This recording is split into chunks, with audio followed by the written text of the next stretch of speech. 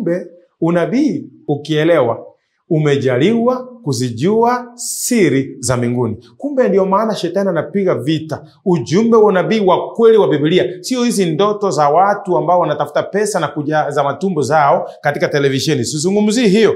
Mungu anataka tuelewe unabii. Mbona tutajaliwa, tutajua siri za mbinguni. Ndio maana mara nyingi unapata hata makanisa watu wengi wapendi ujumbe huu. Wa viongozi wengine hawapendi ujumbe kama huu. Sio kupenda kwao, ni giza shetani analeta. Kwa maana anajua watu wakielewa watajua siri za mbinguni, watafunguliwa, nuru itawaangazia, giza litatoweka katika maisha yao. Ndio maana wanafunzi wakati kwa Yesu wakataka kujua. Tena nikauliza swali, umuhimu wa kusoma unabii huu ni gani? Baada ya kupata msingi kwamba ni neno lililo imara thabiti, litatumulikia, giza litoweke, Yesu azuke mioyoni mwetu, tumaini la utukufu. Tena nilipili niulize zaidi, je, nikisoma unabii kama nafsi, kanisa likisoma unabii na lichunguze lielewe, faida ni gani? Tuingie katika maandiko. Paulo akanipa jibu. Wakorintho wa kwanza 14 mstari wa 3. Maandiko inasema hivi: bali yeye autubuye, yani hili jina autubuye ninayetoa ujumbe wa unabii. Kiingereza inasema he who prophesies.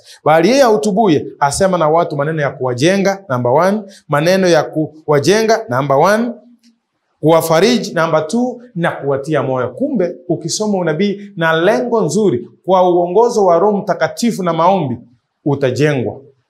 Sehemu ya pili, utafarijiwa. Sehemu ya tatu, utatiwa moyo kama nafsi. Ninaye toa ujumbe huu, mtumishi wa Mungu Orina Donald, nimejengeka.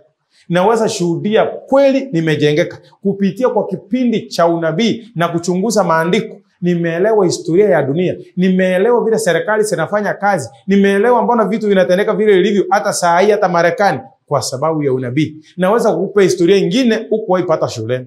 Naweza kukupa historia nyingine hata Marekani anayeishi huko haifahamu. Mbona? Kwa sababu ya kusoma maandiko, kipindi na mafundisho ya unabii. Kwa hivyo maandiko nasema utajengwa ukisoma vizuri, utafarijiwa na utatiwa moyo. Tena nikaingia katika maandiko. Tena unabii unatusaidiaje? Inajenga imani yetu katika Yesu.